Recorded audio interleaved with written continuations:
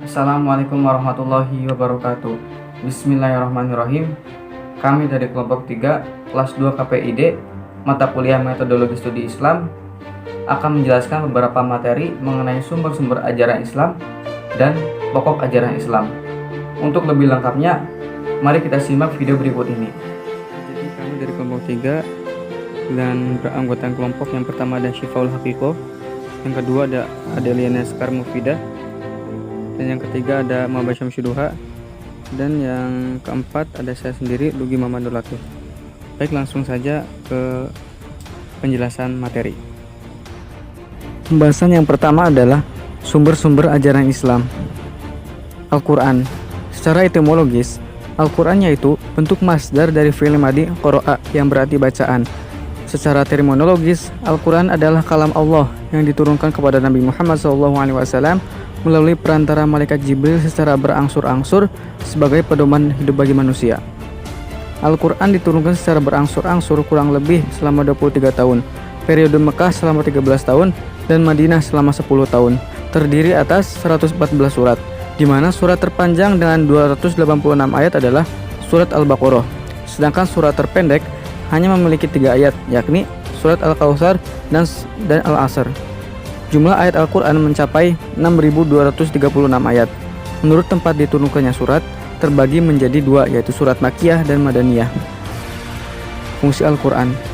Yang pertama sebagai petunjuk bagi orang yang bertakwa. Mereka bisa mengambil manfaat dari Al-Quran. Yang kedua sebagai ruh. Makna ruh di sini adalah segala yang menjadikan hati hidup penuh dengan makna. Yang ketiga sebagai cahaya. Cahaya sesuatu yang menerangi jalan hidup manusia. Dan yang keempat sebagai membedakan antara hak dengan yang batil, antara yang lurus dengan yang sesat, yang bermanfaat dengan yang berbahaya. Yang kelima sebagai obat penawar, obat penyakit yang bersifat hakiki menimpa badan dan ma'nawi menimpa hati. Sumber ajaran Islam yang selanjutnya adalah hadis.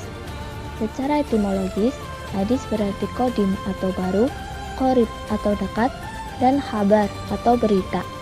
Secara terminologis, hadis adalah segala ucapan, perbuatan, dan keadaan Nabi. Jadi, hadis adalah suatu perkataan, berita, dan informasi yang berasal dari Rasulullah SAW. Fungsi hadis. Yang pertama, sebagai penjelasan isi Al-Quran. Yang kedua, menegaskan lebih lanjut ketentuan yang terdapat dalam Al-Quran. Yang ketiga, mengembangkan sesuatu yang tidak ada atau samar dalam Al-Quran. Sifat hadis. Yang pertama, sahih atau benar, di mana perawinya terkenal orang baik dan bisa dipercaya. Yang kedua, hasan atau baik, di mana perawinya tidak mencapai derajat perawi sahih, tapi tidak diketahui ada cacatnya. Dan yang terakhir, dhaif atau lemah, di mana perawinya diragukan keberadaannya.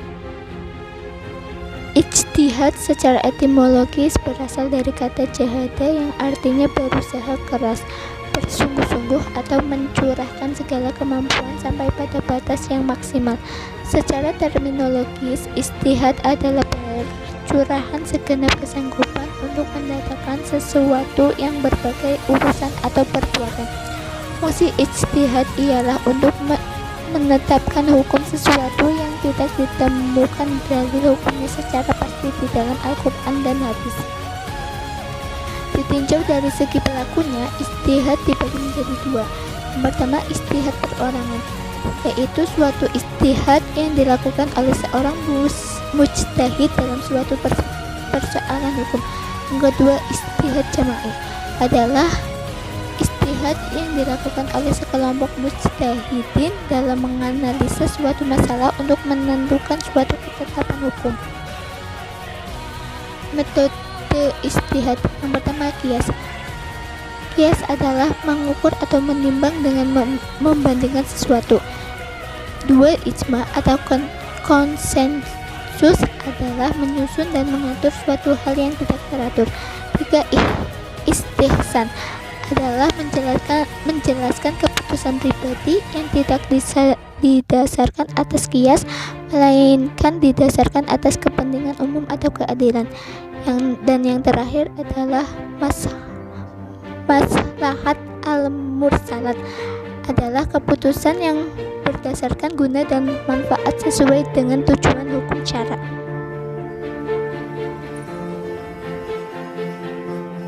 Akidah.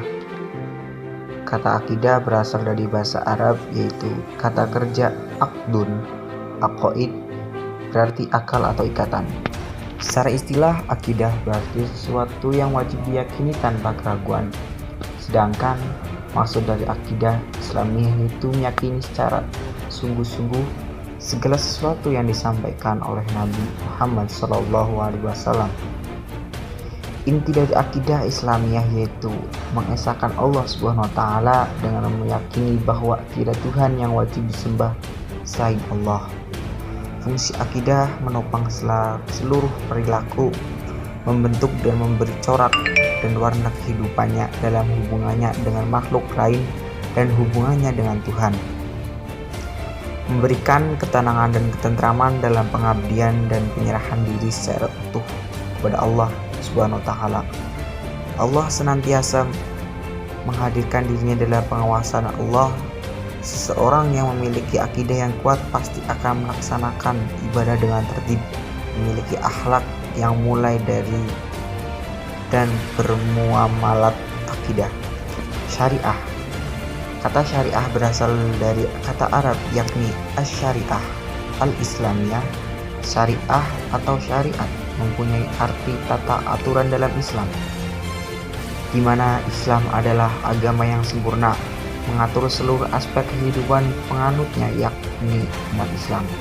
Syariat juga berarti tuntunan kehidupan seorang hamba muslim sesuai dengan tuntunan yang diberikan oleh Allah SWT dan dicontohkan secara praktis oleh Rasulullah SAW dan ikut oleh para sahabatnya hingga pengikut secara turun-temurun. Akhlak. Secara etimologis, akhlak adalah bentuk jamak dari khuluq yang berarti dipekerti, perangi, tingkah laku atau tabiat.